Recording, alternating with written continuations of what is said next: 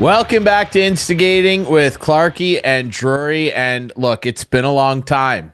It's about time we had our good friend back on. And I know people probably think this is weird. It's December. What are we doing talking about golf? Well, you're going to find out. And when we talk about golf, you know who we have on the show, our buddy Ian Doig of the Ian Doig Golf Academy. Doigy, how are you, sir? I know you're tired. You've been a road warrior lately, and we're going to dig into all that and more. How are you right now? Right now, I'm pretty exhausted. Been a very long day. I'm sitting in a hotel room here in Kennesaw, Georgia, just north of Atlanta, on my way home. So hopefully I'll get home sometime tomorrow or on Saturday. But yeah, it's been a bit of a whirlwind couple months for me. But it's been fun, and but my mind and my body are exhausted right now. It's time to come home. I've been concerned because I haven't seen any posts about the Leafs and Morgan Riley and all this stuff. What's going on? Well, I haven't been able to watch anything. Okay. So they're having their best season ever. Yeah, it was. I couldn't watch any games in Australia and New Zealand. Really? And then now I've been in Florida and I haven't been able to get them for whatever reason down here. So all I've been doing is looking at the recap on my phone every morning and get kind of looking at the highlights. I know we squeaked out a win against New Jersey, but we clearly should not have won that game. Stolarz stood on his head. I still think, and I said this earlier in the year, I think he should be our number one goaltender. Careful. Someone left the game with an injury today. Oh, shit, really? Yeah, they say it's not serious. Yeah, Stolarz left the game after the first, but... Okay. Well, let's keep in mind we are talking about a franchise that said that about Austin Matthews, and then he disappeared for like a month and a half. So I don't believe a word that comes out of the Maple Leafs organization when it comes to injuries. They're the least reliable organization in pro sports when it comes to reporting injuries properly. Not that they're necessarily, inclined to do that. He's got to pick on something, eh, Doigy? No, but you can handle it, dude. Other people hate it. I agree with you, Ryan. But the difference is upper body, lower body. That's all you have to say. That's all they're going to say. But that's all you have to say. But it was funny when like Ovechkin got injured and they couldn't say upper body, lower body. They just had to come out and say he broke his leg. I mean, and I don't believe he broke his leg either. But anyway. So he had a minor fracture in his tibia. Yes, so, but anyway, or his fibula. I think it was his fibula. I think it was his fibula. Exactly. Yeah, that he had a minor fracture in. Now, I want to move immediately away from talking about the Leafs and injuries because that's not what's important here. Okay, and Doigy, you touched on part of it there. You couldn't watch games because we're in first place because you were in New Zealand and Australia, the conference actually. Yeah. Tell us why you were over there, man. You were up to a lot of really cool golfing. Yeah, we very fortunately earlier in the year I played out in Pebble Beach and I played okay. And some of the guys that help run the Australian Legends Tour, which is their 50 and over tour, were playing there. And through some negotiations, I was able to secure an invite to play in the two majors that they have on their tour, which was the Australian Senior Open and the New South Wales Senior Open and the Australian Senior PGA Championship.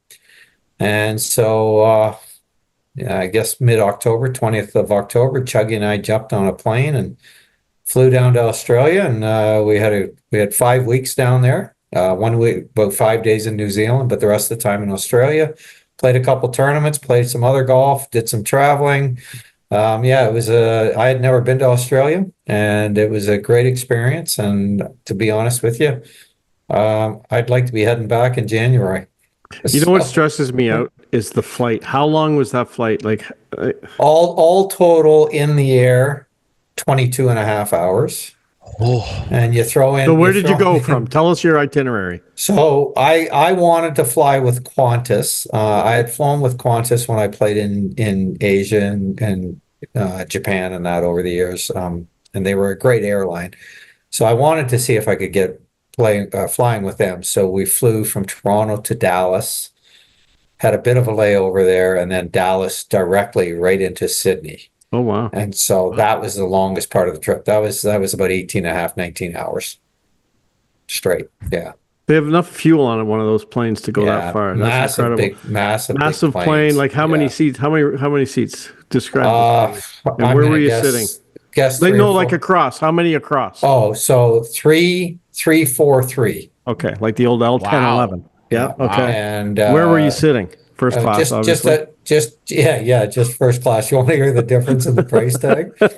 Well, I was sitting 2 rows in front of the toilet at the back of the plane. Okay. But Brilliant. yeah, it was not the most. I mean, honestly, Qantas is a great airline. So it's funny. It's we booked with Qantas, but it's actually run through American. But we're on Qantas plane from Dallas down, Okay. and Qantas over to New Zealand. But from New Zealand back, even though we had booked with Qantas, it was run by American, and the difference between the two was astronomical. So did you know that you were getting on an American plane? Yeah, Oh, we you kind did. of knew Okay, that, okay, but okay. it was, Okay. I mean, it was Yeah. what it was. But Yeah. Oh, but I can the imagine. service and the food on Qantas was, let's Mm. just say on a scale of 1 to 10, was a 10, and the Wow. service on American was probably 6.5.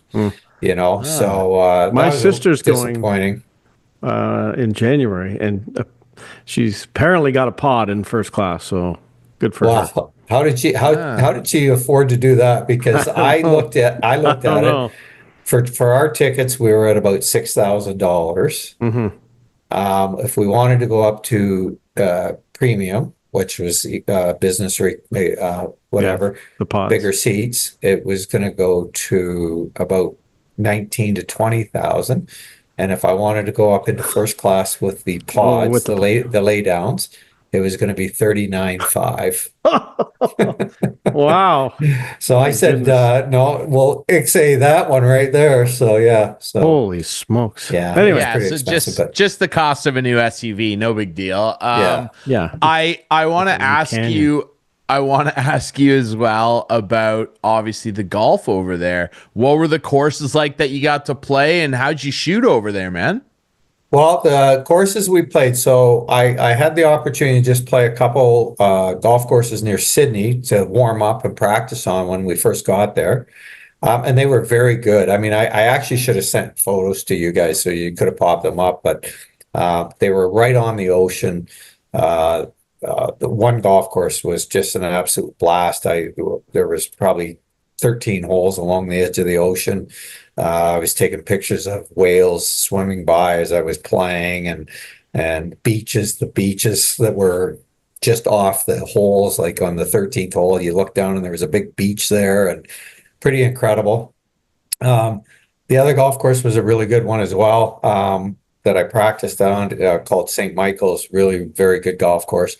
And then for the the tournaments were back-to-back weeks. So the first week we were there, I did some practicing and played those couple golf courses, but we hung out at Bondi Beach a lot.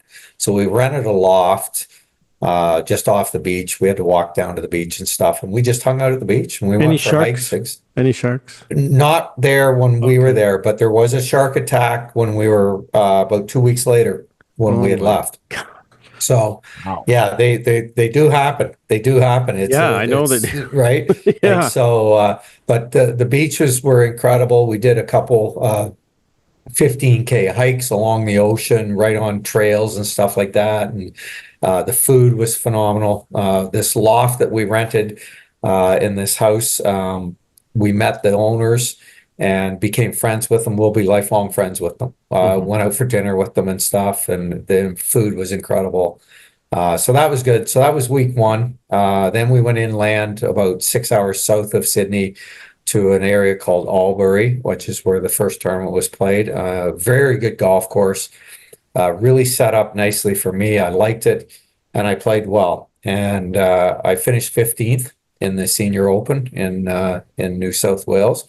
Very pleased with that finish. And the guys that beat me, 11 of the guys that beat me have just come off either the PGA Champions Tour or the PGA Tour in America.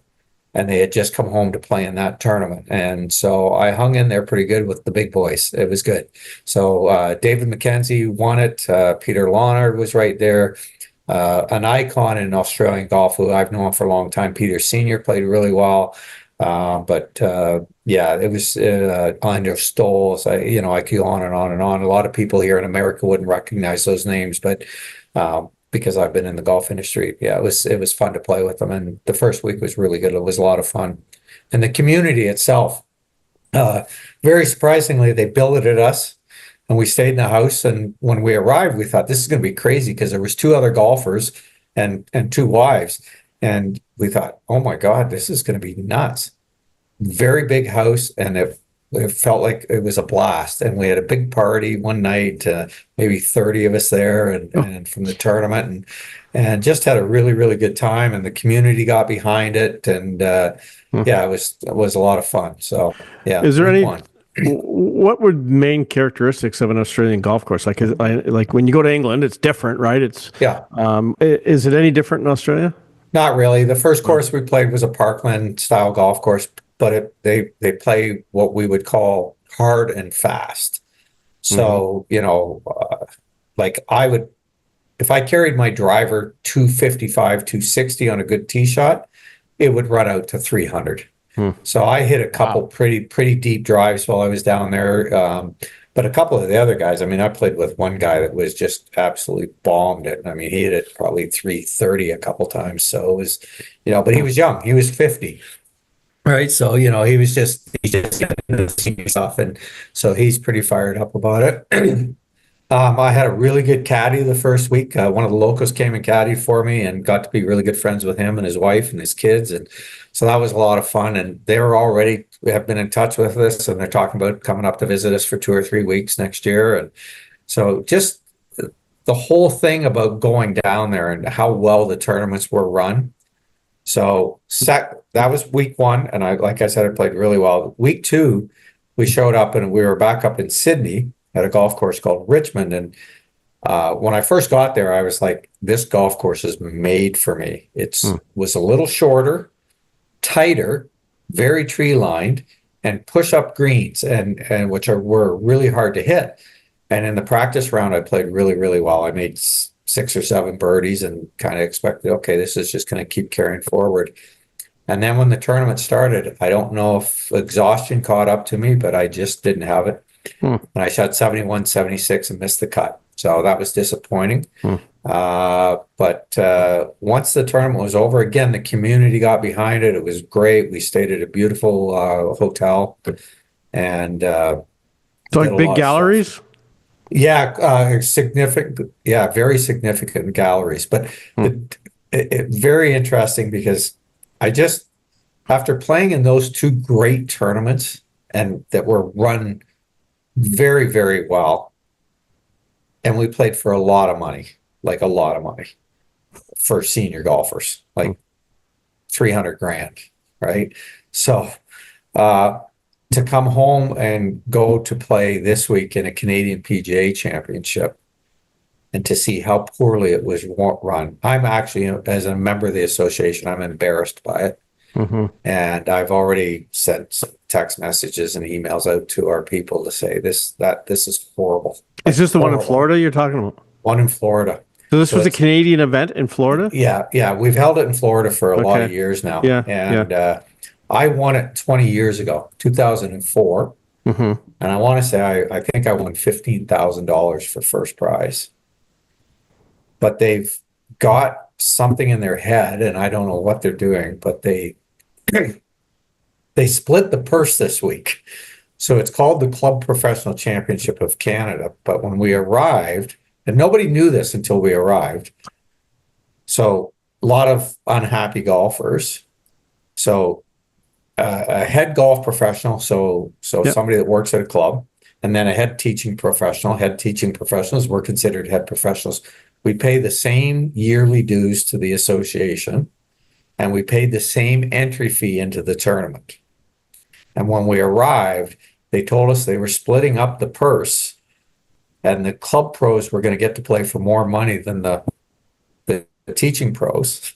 So Danny King, listen to this. Danny King finished 4th today. So they did, and then they did a third column where they went overall. So they paid The overall winner got $5,000. And then the second place player got $3,000. The third place player got $2,000. And then they went into their separate categories of club pro and teaching pro. But the overall winner, who was a teaching pro, got $5,000, and then he got a $1,300 win for winning the teaching pro side of it. The low club pro, who I think finished 5th or 6th, got $2,000, but then he got a $2,500 prize for being the low club pro.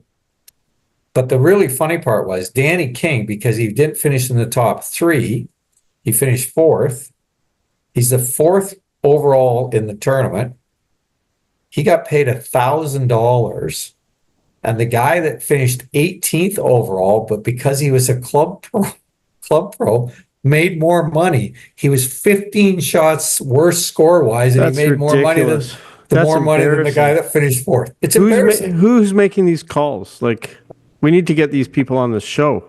It's absolutely embarrassing. So the whole thing. So we'll go back to Australia in a second, but the whole thing about this week was when I arrived on Monday for my practice round, and somebody came up to me and look at Doigy's been known to be outspoken on these matters over the years. And guys will gravitate to me because they know I won't hold back. I'll just go tell them what I think, right? Yeah. And immediately, a couple of the players came up to me and said, Doigy, have you seen this? And I'm like, no, why? And then they showed it to me. And I just lost my mind because I would not have gone. Yeah, I mean, exactly. And probably affected your week too, right? It big time. It affected my week because I did nothing but bitch and moan for 12 hours on Monday. Bitched and moaned. If anybody wanted to hear it, I was telling them. And that included other players, but it also included our staff, our CEO, our president. I chewed every one of them out. And what was what's their explanations? They had no explanations, right? So it was awful. So I just bitched and moaned. And then we had a cocktail party on Monday night. And we showed up at the cocktail party, and I filled out this little form, and they were doing a draw, and they had Joe Carter there. And Joe Carter signed 5 balls, and they did 5 draws, and the first 5 names out of the thing got a Joe Carter ball. And then they were going to draw one more name out, and then those 5 names went back in. But then they were drawing out one more name, and the name that came out then wins a trip for 2 to Ireland for 6 nights and 5 days of golf. And they pulled out Doigy's name. No way. Yeah. And Ryan, guess who he's taken? Not Clarkey.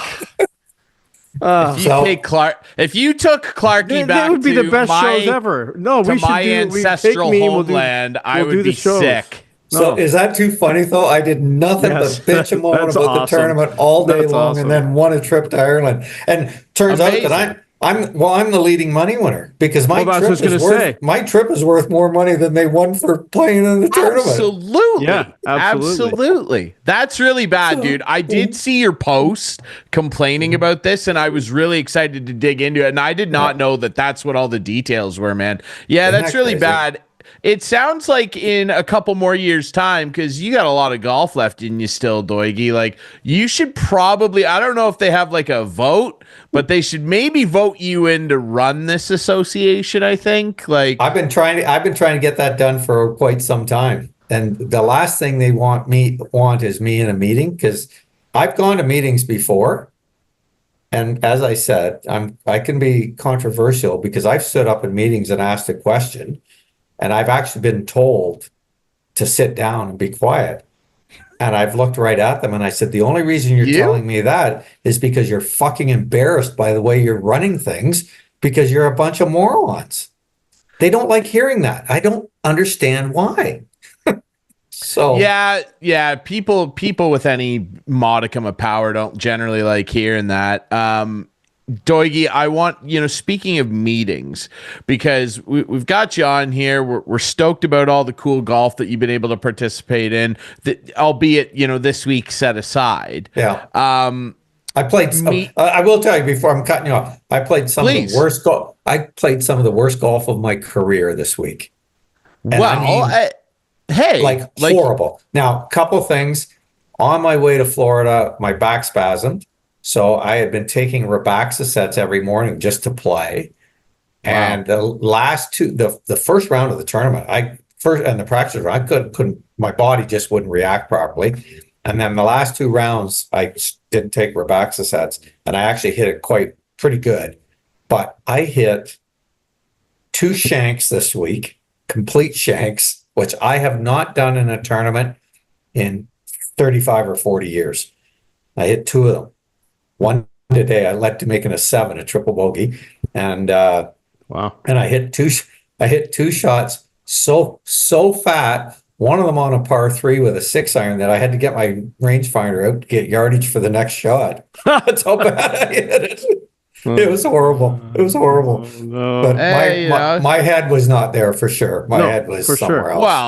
Well, of course not. And I mean, look, everybody, you can excuse a couple Clarkey chili dips here and there, right? That's just how it goes sometimes. It happens to the very best and the very worst of us, right?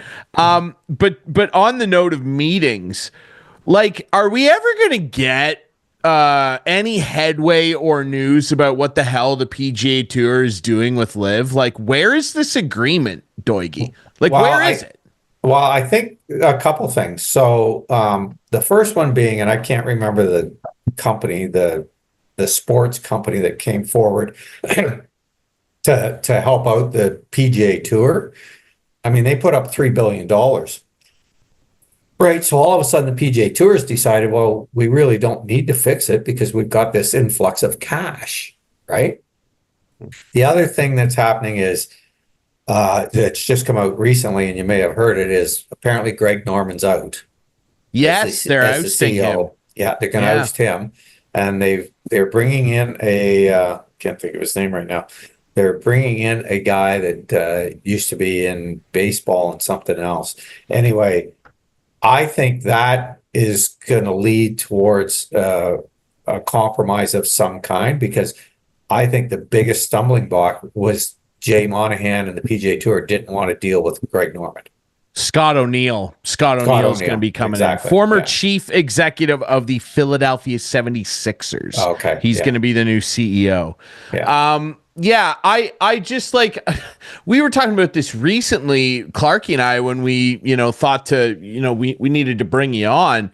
There's more rumors like Tony Finau's going to join Liv now, which I absolutely hate. Like, I don't know that they've made his deal official yet, but I mean, the word around the golf world is he's going. I hate that because, like, I love Tony and watching him, and everybody likes rooting for him. Like, I just don't understand what is taking so long. I know there's a lot of money on the table and I'm not in these rooms, but can we not get this figured out? Like, everybody was blindsided by a bunch of the guys leaving when it first happened.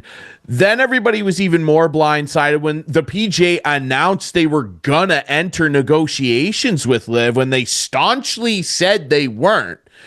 And now it's been over a year, and, like, what the hell's going on here? Like, can we figure this out? Doigy, I can't watch it. Like, if Rory even, like, if all of the best PGA Tours left, I still can't watch Liv. I tried it. I don't like the format. It doesn't feel like real golf to me, and it just feels like a goofy kind of side circus, and I don't really like it. So, like, I just wish that they would come forward with some hard facts for us. In the very least, Monahan should come out and give us some sort of update. Like, this guy's been a ghost for almost 8 months.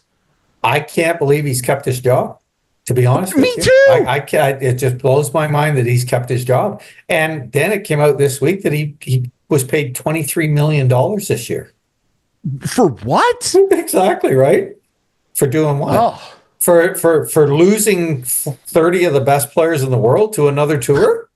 We're going to give you 23 million for doing that. It doesn't make any sense to me, and I don't know what's going on. And when I get home now and have a bit of time down, I'll do a bit of research. I'll reach out to my contacts and stuff and find out what's going on and everything. But there is definitely a disconnect in the world of golf right now. And I'm a golf geek. Let's not kid anybody. I love the game. And I've lost interest in the PGA Tour. Mhm. I don't care anymore. I mean, I looked when I was in Australia, I was going online to see who was winning and stuff like that. And, you know, in the top 50 names that were on a leaderboard every week, there was like 6 that I knew. I was like, who are these guys? Where the hell did they come from? I've never heard of them.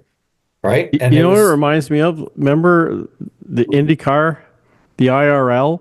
yeah. What was the league before that? I can't even remember what it was called. Yeah. I remember what you're. Yeah. And all these big drivers went over to the IRL, and it just made it all foggy, and I lost total interest in the sport.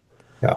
Like that sport was hurt irreparably from that. I would argue. Yeah. Clarkey. Like they're still trying to get back to what the crowds were. I mean, like, I don't even know what it is now. Well, some of the marquee races are still big, but I mean, like, they lost out on a lot of fans, and I'm scared, Doigy, that this will also potentially happen to the PGA. And like, I'm not afraid of golf overall maybe becoming less popular. Like, it really soared during the pandemic. It's like a lot of people took up the game, but over the next 10, 15 years, though, I kind of am concerned that it might affect, people playing golf, because if the storylines around it aren't involved around all the best players consistently playing against each other, which right now it isn't. Like, yes, they come to the majors, but that's like 4, if not maybe 5 times a year. And it used to be 15 times a year, if not more. Like, guys would show up like 20 times. It's a joke. Like, and it wouldn't be such a big deal if it was like, a bunch of kind of older guys that were going over to try and get one last paycheck. No, like, they've got DJ, Rom. Like, when Rom went, I was like, okay, this is a serious problem. Guys like Joaquin Neiman, Cam Smith, like, they got really great young players playing on this stupid thing. And like, I'm just so tired of the rigmarole of it, and that really the non-answers that all of us seem to not have, Doigy. I hate it. Well, one of the things that I kind of look at right now, the PGA Tour is making some bad decisions. So one of the things they're doing now is they're having more limited field events, which stand that. Which will allow the guys that are at the top to make more money to keep their position. So they're doing everything they can to protect those top 25 guys. So when I don't have the stuff right in front of me because I've been traveling, but we've gone from a top 125 on the money list to now top 100, right? They've now gone from Monday qualifying. You used to be 4 spots in the Monday qualifier, and now they're going down to 2 or 3, which really makes me laugh, because they're protecting the guys that are already there and allowing them to stay.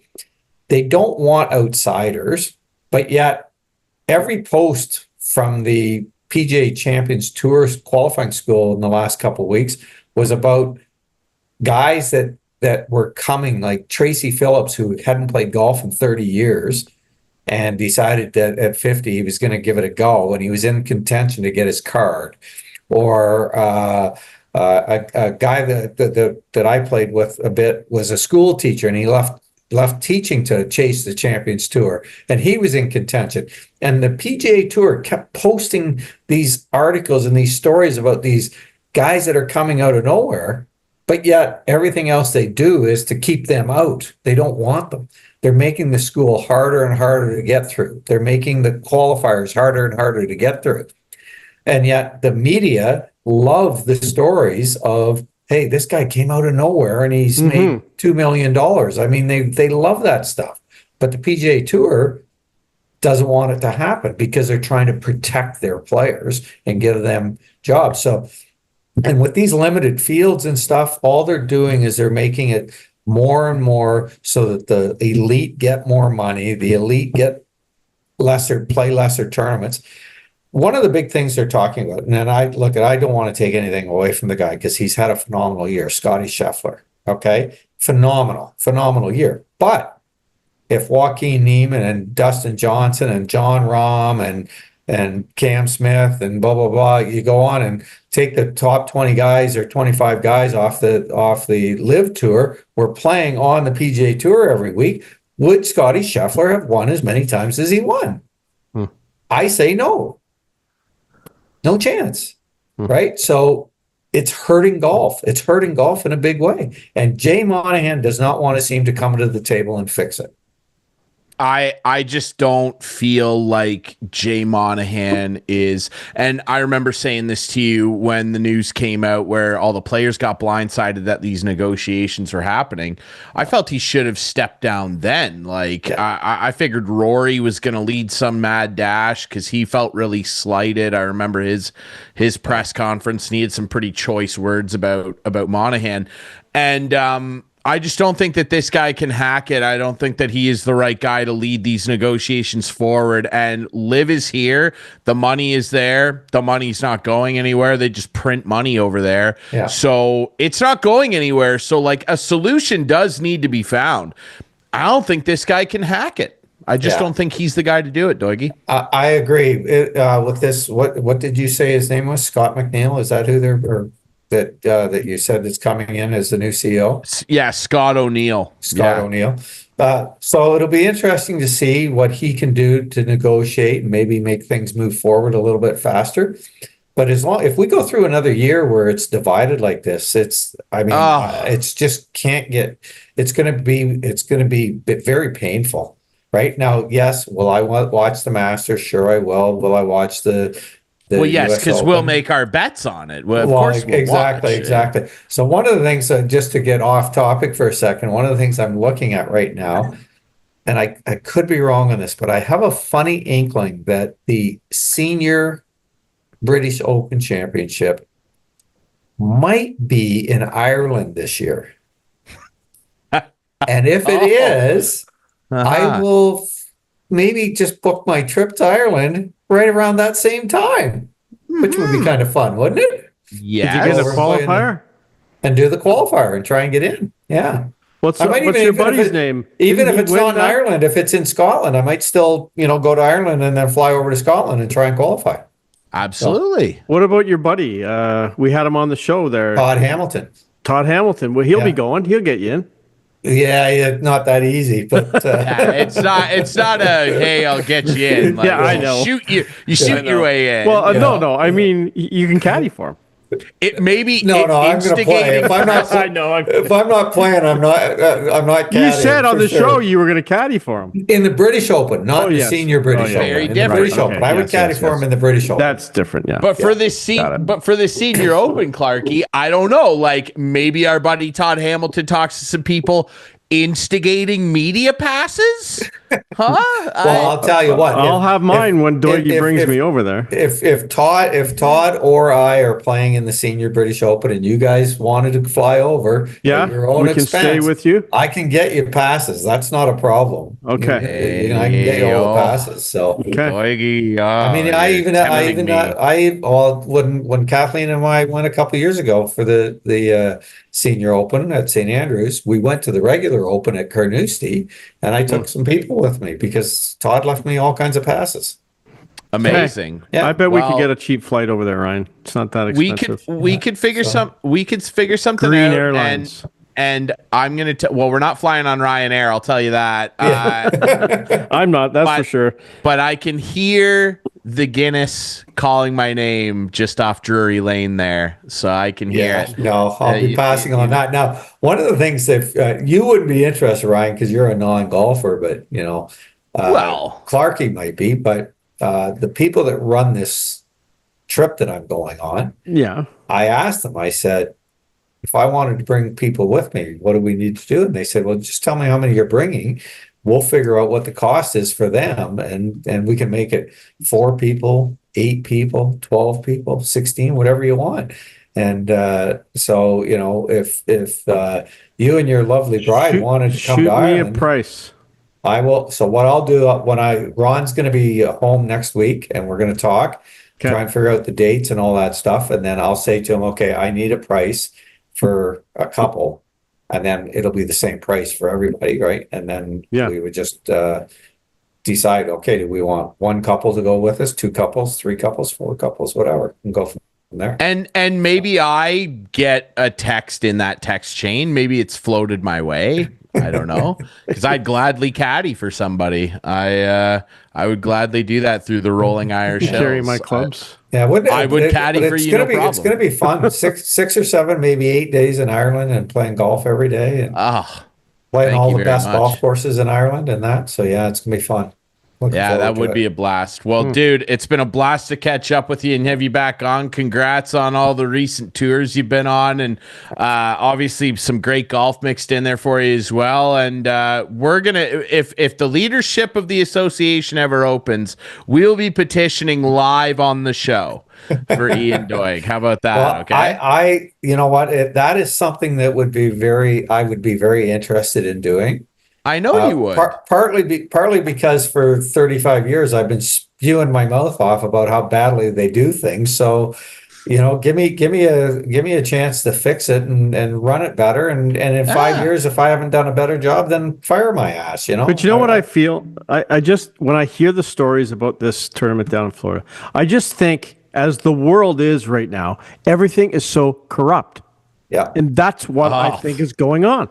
And it just sickens me. And I was saying to Sue the other day, we went to the grocery store and I bought a can of soup for $4.75 at Sobeys. I could go down the street to No Frills and probably buy it. It drives me nuts. There's so much corruption going on in this world.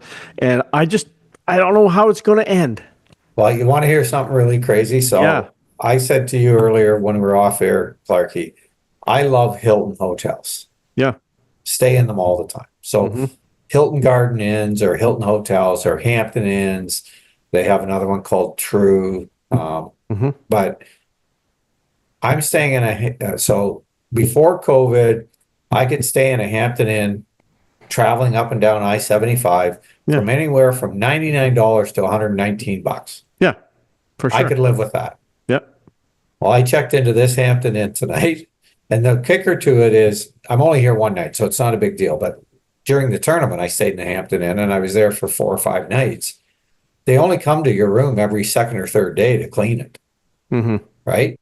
But the price, I'm paying $206 for this hotel room tonight.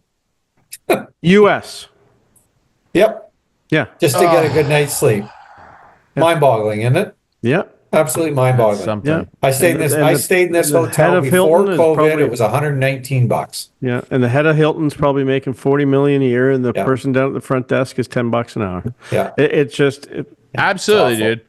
Yeah, it is awful. But I don't see it. I don't see it ending, and that's the sad part. Yeah. We need to bring Joe Strummer back from the dead and get the Rebel Rock going again or something. I don't know, dude. You know what? Maybe Hampton Inn or Hilton will start sponsoring me or something after this podcast goes viral. Michelob Ultra, they could help out a little bit, 100%. There we go. 100%. We would take it. Absolutely. Doigy, it's always a pleasure, brother. Thanks for doing this. Get to bed. All right, boys. Thanks. Great seeing you, everybody. And I'll see you when I get home. And in case Adam and Ryan, I don't see you guys. I know I'll see Clarkey at some point in time, but if I don't see you guys, Merry Christmas. All right. And we'll talk to you soon. And another show up at the. Can we do another show up there? Yeah, you know what? First, come up anytime. We'll do one at the new place in Barrie. Oh yeah, the new place. Yeah. That'd be great. Barrie, so let's do that before the spring. That'd be a good one. Okay, buddy. We're gonna do that 100%. All right, we'll take a quick break. When we come back, Clarkey and I have got to talk a little baseball. I know it's winter, but there's a lot of things happening, or maybe they aren't happening. Here in Toronto. I don't know. There's one big deal to talk about. Will there be any more from the Excel spreadsheet crew in Toronto? We'll talk about that next.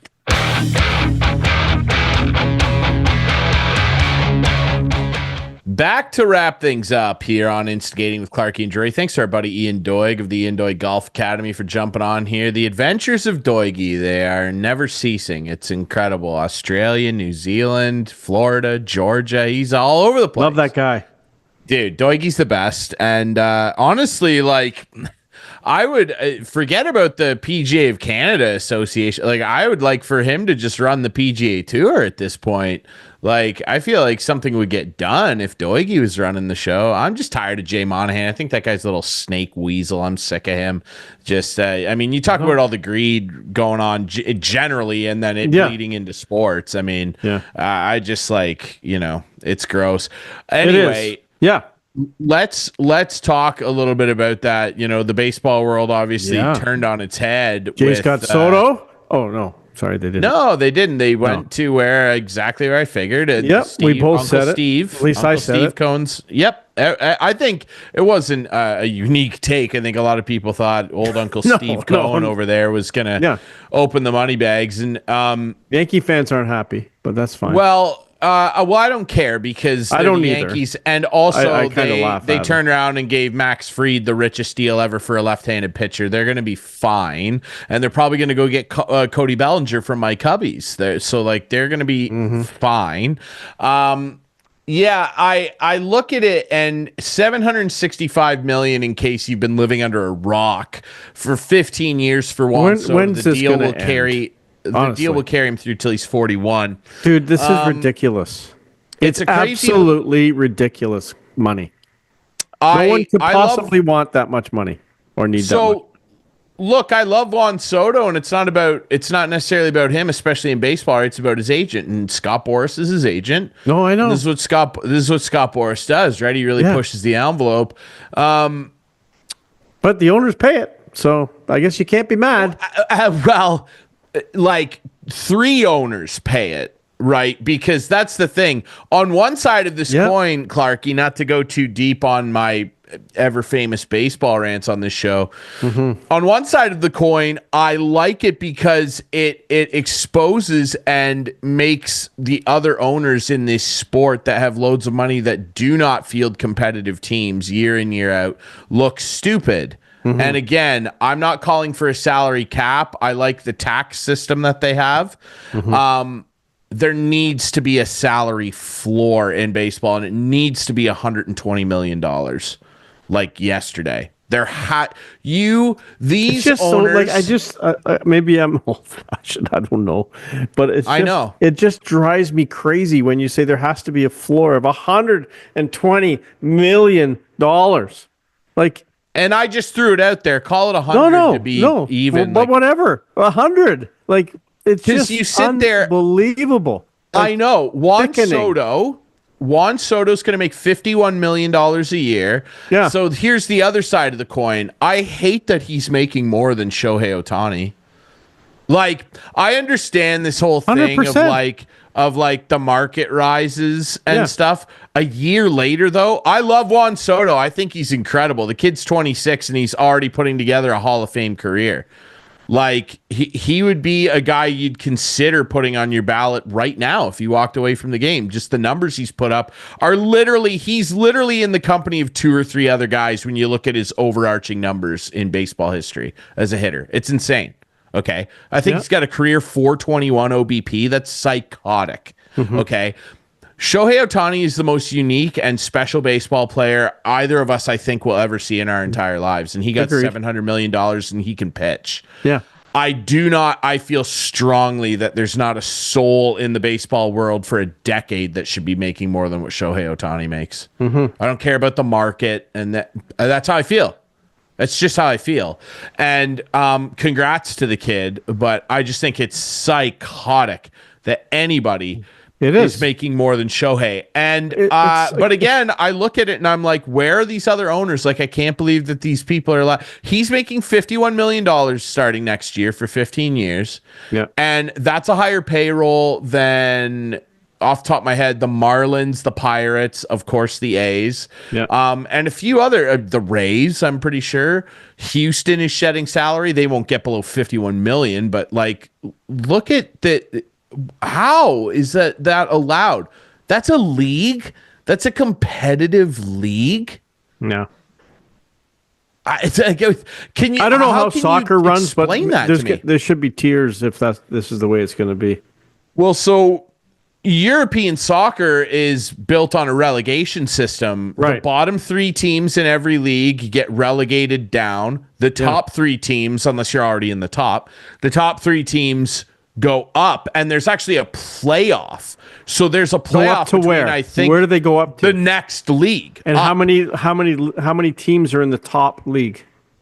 There's 20 teams in the Premier League, the English Premier League. I think the Bundesliga has 22. I'm not sure. Yeah, One of them but has if teams like the 22. Oakland A's can't compete money-wise and can't obviously compete on They'd the get field, relegated then down. they should. That's what they should do. to AAA or something. Yeah. As an example. Now the But they're going to American. spend money now. They're in Oakland, Vegas. No, they're not. Oh yeah, well, because what? Because they signed Luis Severino. Cool. Their stadium that- looks cool. No, it doesn't. It dude. does so. It looks I don't care. amazing. John Fisher. I think I might become a Las Vegas A's fan. Dude, don't piss me off. All right, like don't do stuff like this to me. All right. Well, it's like I don't. I don't want to that. be a Jays fan anymore, quite But frankly. what? Well, okay, so Guys, you can't even, obviously as producer Adam told us last week, they can't even get the cup holders can't right. do cup holders, dude. I look, they get Andres Jimenez for Spencer Horwitz, a prospect. Like, look, and they get Nick Sandlin too. Like, there's some bullpen. Nick Sandlin is a good bullpen pitcher. He's a low to high leverage. Like, he can take your good. seventh, Let's see maybe eighth how it works. inning. Are they going to be able to hit the ball better? So there's the thing. Andres Jimenez, and I heard him described on Overdrive by somebody. Stephen Vogt, his manager in Cleveland last year, said that he's the best defensive player in baseball. Great. He might be. The Jays can't hit. No, I know, and Spencer Horwitz can. 2 years. Well, yeah, he had better underlying numbers as a hitter. 2 years ago, Andres Jimenez was an all-star. He had a very good batting season. He was very good. Okay, good. I don't know much This about year, him. he was kind of. I'll tell you this, dude. He's a rare defender. Like, we're talking about a Matt Chapman type guy at second. Like, we're talking rarefied air here. This guy, defensively, there are few, Right. if any. Doesn't better than excite him. me. But where is he going to bat? Seventh? No, eighth? I know. on Unless this he team, kicks he it might be back third to or 2 fourth. years ago. If he kicks it back to 2 years ago, he's probably in the top of your order. What You're probably looking at him in second. What was his maybe average fourth, fifth. 3 years ago? Like, what did he Dude, bat? I don't have all. I don't. Okay, have all those fine. stats It doesn't in front matter. of I me don't right need now, to. dude. I thought you were the stats guy. That's fine. I am the stats guy, dude. But I'll be fine. honest. I'm lazy. That's Let fine. me get his stats. Oh my. So his average was not that bad this year. He hit 252. That's not good. In- That's 250 below average in my 250. eyes. It's better than some of the Jays. Oh, And there's no doubt about that. 251 the year before. In 2022, 297. Okay, no, that's and he had good. 146. He Yeah, that's good. 146 hits and 491 at bats. Like, that's really, really I'm sure good. with the So, Jays hitting coaches, he'll be fine. the 86 of them that they have, yeah, absolutely, dude. Yeah. Anyway, there's rumors as we record this that the Jays are heavily involved in Corbin Burns. And again, like, am I going to welcome that signing? Yes, because Corbin Burns is incredible. He might throw the most consistently dominant pitch in baseball right now. And I know that's saying a lot because there's a lot of guys that have these pitches that are crazy. But Corbin Burns' backdoor cutter is one of the grossest things that happens on a baseball field any fifth day. So if the Jays signed him, yes, amazing. Yeah. But like, again, I look at this lineup and go, George Springer is another year older. They got a bunch of guys kicking around. And outside of Vladdy, like, is Bo healthy? And if Bo's healthy, is he going to hit a baseball anywhere meaningful across the field? And then what's the rest of the lineup? Who's playing catcher? Like, is Alejandro Kirk going to catch for 125 games? Because I hate that. Because he's not good defensively. Who's playing shortstop? Who's playing third base? Who's playing third base? Yeah. It's a great question. I'm getting a headache right now. Yeah. And and apparently they might want to bring some fun back. Teoscar Hernandez. Yeah, which again, it's like, yeah, I would take that and DH him. Let's do that. But 2 or 3 years ago, he was having too much fun. Yeah. Yeah. And then They won the course World corrected Series. too hard. They course corrected too hard. Now he's the World They Series did. champ. Good for Teo. And good on him. I like him. I like him too. And he's Friggin' not coming losers. back. I'm telling you right now. Not a chance he's coming back. I'm telling you this right now too, dude. Whenever I see the logo for Excel spreadsheet, it kind of makes me sick. And that's not Team Excel's XL. fault. Yeah. That's not their fault. That's Ross Atkins' fault. Yeah. We better get to the XL. couch potatoes. Why don't you start, man? Apparently, you're really well prepared. You've got Well, like a novel to It's been an unbelievable week. It has. Like there's been a lot going on this week.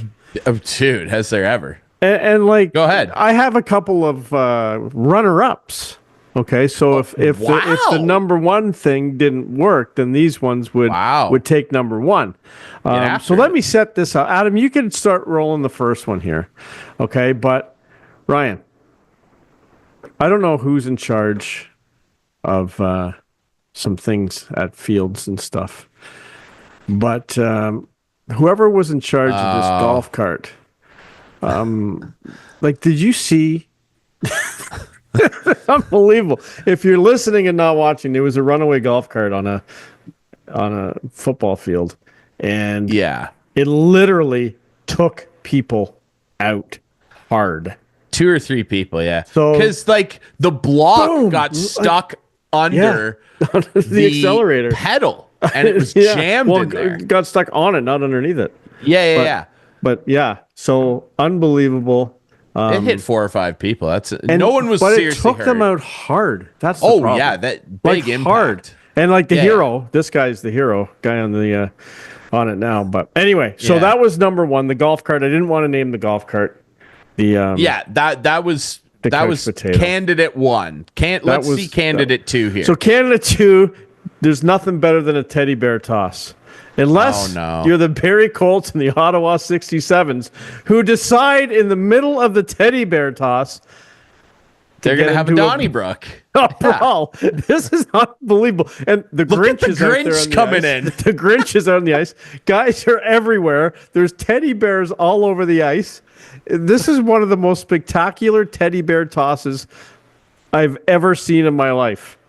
It was It's so unbelievable. hilarious. It is Dude, hilarious. This was the talk of the league, let me tell you. I was exchanging As it texts should with be. a lot of people. As it should really, really good stuff. Of all the people Yeah. that come in and try and keep the peace, too, there's the Grinch in there.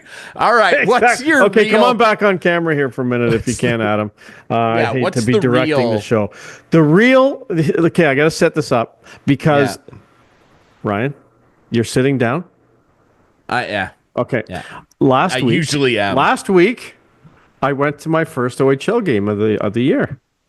Wow. Yeah, I our heard buddy about Scott this. Bridge. Bridgie gave me a shout Friday afternoon. I'm probably 20th on the list, but I could go. So, no, I'm kidding. It was a good time with Doigy, and we went down to the London night With game. Bridgie. It was with With Bridgie. Bridgie. Yeah, with Bridgie. Yeah. Who did I say? You said Doigy. Oh, sorry. Because Bridgie. you want him to Yeah, take you to Bridgie. Ireland, so yeah. That's right. That's Yeah. right. So Bridgie and I went down to the, it's not called the Budweiser Garden anymore. It's the first Canada Life building or something. Yeah, where the Knights Anyway. play, yeah. Yeah, where the Knights play. They were playing the Oshawa Generals. Okay. So Yeah. I got to see a couple Leaf prospects. You Right? did. Yeah, and good ones. And Yes, first round Easton picks. Easton Cowan got rocked and left the game. Has he returned? Did he play in the next game? I Yeah, don't know. Okay, he's going to be back. fine. Okay, good. Good. Well, he's So- at the World Junior Camp, so. But then late in the game, I saw what possibly could be the best goal I've ever seen in my life. Yeah. And I think it was Beckett Seneke. Is that how you say his name? Beckett Seneca. Yeah. Seneca. Anaheim Ducks prospect. Unbelievable goal. Like, Yeah, Adam, you can roll it in here, but he kicked this puck up, boom, and then upstairs. The worst part about this, and why Beckett's not going to be my couch potato, even though you might think he is. But Whoops. I have a bad couch potato because, Ryan, you saw that goal, right? Yeah, it's gross. Clearly went in the net, right? Yeah. There was a 3 to 4 minute delay to make sure that puck went in the net. I know. Dude, don't get me started on this. No. I'm getting you started because that is absolutely unbelievably ridiculous, and like everyone at the rink saw this go in. Everyone I saw know. the mesh move. And I know. why? Like, you are involved with broadcasts. What happens? Do they go to the truck? Do they have a war room? No. What happens with the OHL? So the OHL is not like a giant league like the NHL where they have a Obviously. central Obviously. war room. Yeah. It's handled by a crew appointed by the league that works for the league in each building. So the one in Guelph is literally on the other side of the wall from where I stand. Okay. So it's Yep, all yep, handled okay. in-house. Yeah. But I'm telling you, dude, the reviews, front to back, goal reviews, offside reviews, goalie interference reviews, 5-minute major reviews have been a huge topic of So conversation. whoever's in the involved with OHL. that is my couch potato this week, because a great goal by Beckett, Seneca, and Insane then goal. a 3 to 4 minute delay. Everyone in the rink saw the replay on the screen I know. 45 times, seeing the puck hit the top of the mesh, not once, I but know. twice, I think. And everyone's going, what is going on? I know, dude. OHL, get it fixed. I don't like it. I know, dude. I know. There we go. So there you go. Last Friday, I had my couch potato You were locked picked and out. loaded, dude. I love it. was, All right. yeah. Well, I have mine locked and loaded. It's a quick Okay. one because we Okay, don't have a lot good. of time left. Yeah, I took all the time. No, this because mine's quick anyway. I love that you took up time. It's great. Listen, sometimes you want to talk about luck of the draw. Like, I don't play the lottery really. Like, I gamble on sports, win some money, feel pretty good, right? Lose some. How probably. about if I lose some money? It's usually like $20, but sometimes I lose that $20. Sure. It doesn't always turn into 200. How about this story from the Vancouver Canucks game the other night? Teddy Bluger's mom comes over to visit and watch her son play at home. She's never experienced, or I think even heard of, a 50-50 draw. She goes over and decides, I'm going to play this 50-50 thing. She's from Latvia, by the way. Mm-hmm. She's like, oh, what's this 50? People in the crowd are like telling her what's up. She's like, oh, yeah, I'll buy a couple tickets. She wins the 50-50 at the Canucks game and won over 100 G's. First time she's ever played a 50-50, 100 G pop-off for Mrs. Bluger. How about that? That's a fun flight home to Latvia. I'm sure they'll tax her. You know, I don't know how the tax works. It's tax free. Those are tax free. But returning to your home with money, returning home. She could just I don't leave it know here. what the tax But here's the situation deal. is in Latvia. I don't know what the tax situation is. I hope she gets to keep it. I hate to rain on your parade, Yeah, but okay. she shouldn't be eligible. Family members of employees of the team shouldn't be eligible to win. They shouldn't. I understand what you're saying here, and I know you're trying to rain on the parade a little bit. I am. but She's not eligible. You're putting forward a valid point. I understand. I don't have a huge problem with it. I do. Really, I guess. If I had bought tickets that night and I found out an employee's mom player's won, mom won. I understand. I'm what going to you get my mean. money back. I'll leave the 50% to the charity, but I want my other 50%. Well, I can tell you, like, me and the boy, like, we typically play the 50-50 at the Storm games. I played it last week at the Knights game. I played it $20. But we're 100 and tickets. people think we are, and I don't know how many times I have to You're not. remind people on you're not. the You're internet, fine. which You're fine. I don't interact with people, but Yeah, for no, you're everybody, fine. just quickly, I'm not an employee of the Guelph Storm. No. Okay. So get that out of the way. I think there are some people, particularly in London, that need to hear that, actually, the city you were in, but I digress. Yeah. I saw the actually had a Hunters. I guy- said hi to you to them for you. No, you didn't. And I would never say hi. And I had a guy email me that he had to turn the audio on the game recently when the Knights are in town off in his bar because I was so annoying, and I love that. I think it's good. It's good. I hope the bar goes out of business. I really don't care. Anyway, couch There you potato. go. That's who it should have been. But Mrs. Bluger, enjoy the flight home to Latvia with that $100,000. I'm sure All she right. needs the money. You can watch this show Friday nights at 8, Sunday nights at 9. I need it with our friends on Whiteman TV. That's channel 6 for Whiteman subscribers. Debut on our YouTube channel Friday nights at 9 p.m. Follow us on social media at Instigating Pod. Find the podcast version if you like to listen on all your favorite What do we got? podcast apps. One more show. One more show this year. One more, and we're taking a little vacation. We haven't had a vacation for 9 years on this show, on our show. That's not true. We've had a break before. We've had like a break, a Christmas but we're taking Eve 3 weeks break. off here. Yep. Yeah, it's 3 weeks, I guess. So next week will be our final show of the year. We'll try and cook up something good for you. Thanks for listening. Thanks for watching. We'll see you next week with more Instigating.